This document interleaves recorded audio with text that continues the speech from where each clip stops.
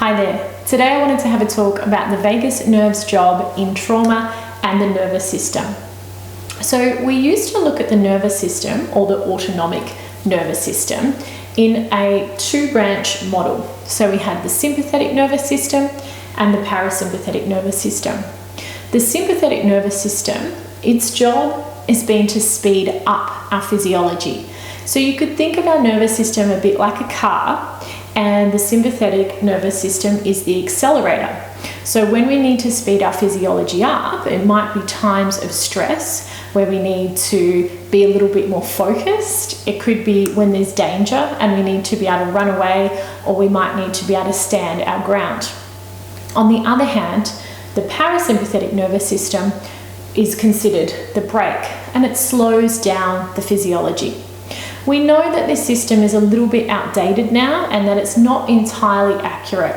And when we want to look at how the nervous system works now, we understand it a little bit better by the process of neuroception. So neuroception lets us know if a situation or a person is safe, dangerous, or life-threatening. And this process is automatic, it's instant, and it happens below the level of our conscious awareness. So this process goes on through signaling of our nervous system to parts of our brain that we're not actually aware of. But it has a profound effect on our physiology, on our relationships, on our emotions, and on our health. And neuroception's job is done via the vagus nerve. So given a situation, we can move into 3 different states depending on our physiology and depending on neuroception. And it's a little bit like a traffic light. So in the green state, this is also called our social engagement or our safe zone, and we're taken there by the ventral branch of the vagus nerve. So this is a particular part of the vagus nerve, and this facilitates health. So optimal hormones are released here that benefit our health. Our immune system functions at its best.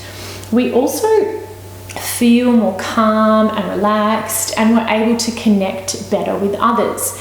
And it affects our physiology, so we're better able to connect with people, and also that we might like to eat a meal with people.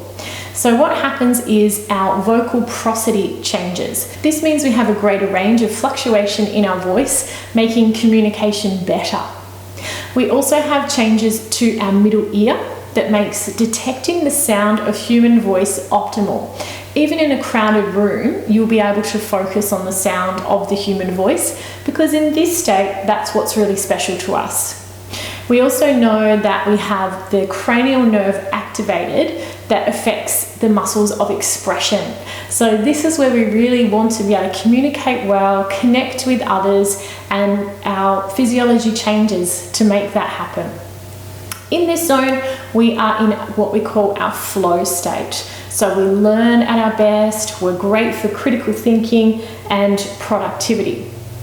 Now let's say we face some kind of stress and our physiology speeds up, and we will move into the yellow zone, or the sympathetic nervous system, or mobilization. So it gets us mobilized to deal with any stress or challenge. And also we have that fight or flight happening here. Now in this zone, we lose that connection or that ability for communication, because that's not where we want our resources to go.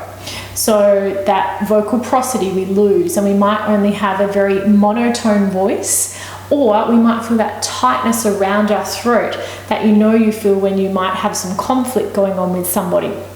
We might have a flat face because we lose that expression or that activation of the cranial nerve that does that.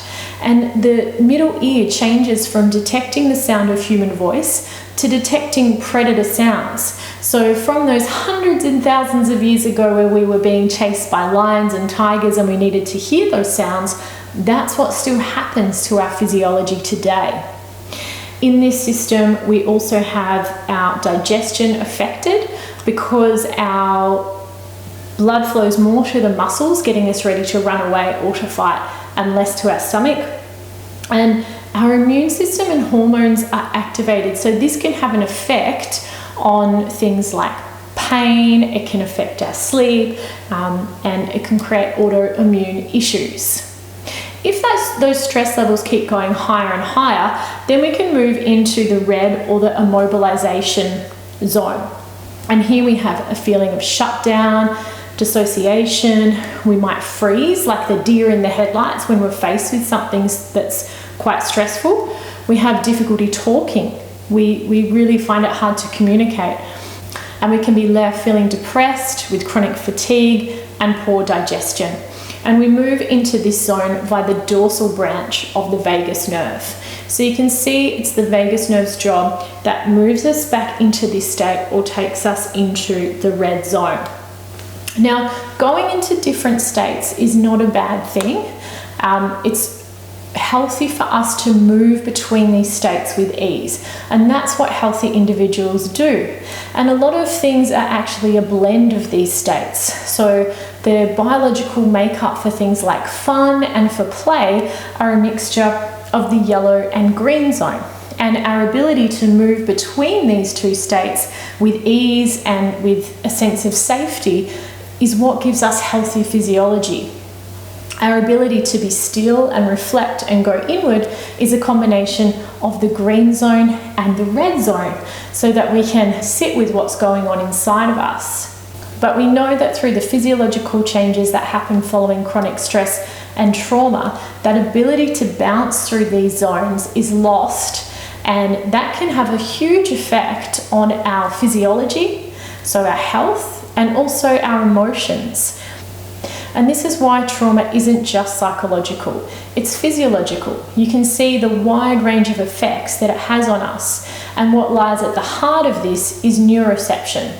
So the vagus nerve is detecting signals that are coming in from the body.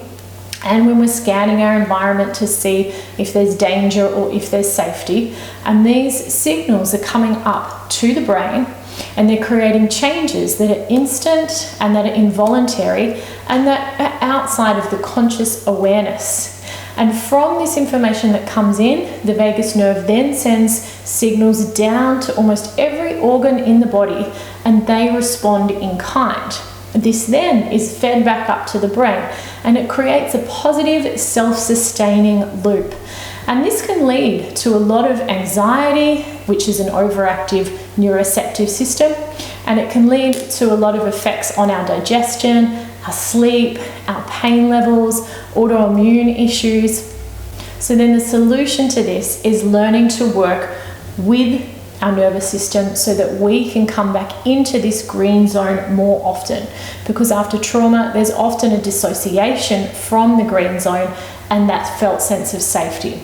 Sometimes we need practices of co-regulation where our relationships or other people, such as a trauma-informed therapist, can help regulate our nervous system by their own. Sometimes we can learn to start using self-regulatory practices that take us back into this green zone. And bit by bit, the more that we learn to do this, the more we can create a big shift in our ability to move between these zones.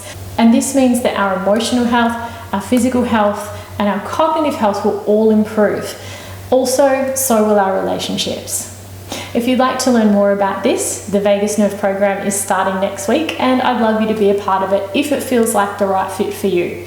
I'll post the details somewhere in the link below, and thank you for watching.